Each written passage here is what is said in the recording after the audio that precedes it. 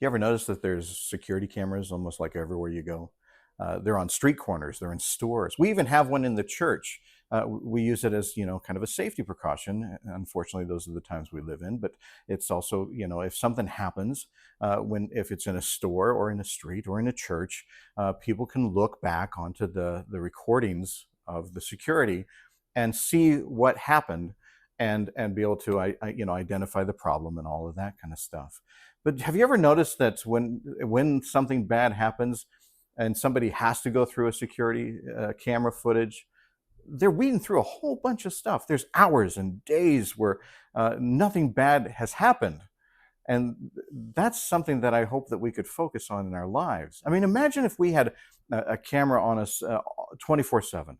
Um, do we just wait for those negative moments and single those out? Or do we look for the positive moments in between? Do we even look for the boring moments in between, the times when we're just living out our lives? You go through a day on a security camera, and it's filled with just people just living out their lives and doing stuff. But you can also see where people are having conversations and they're laughing and they're enjoying life, but you don't look for that because you're trying to get to the bad thing that happened.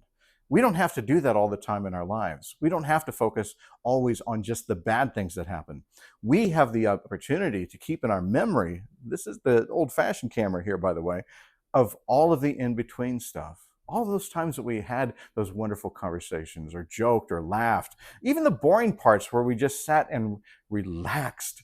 Those are the kind of things that I hope that we can remember, because I think those encourage us when we hit those negative times, when we hit those little moments that we have to, try to work past and get through.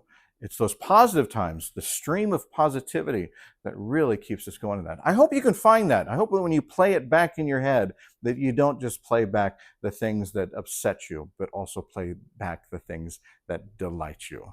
I'm thinking about the time that I had uh, ho-hos.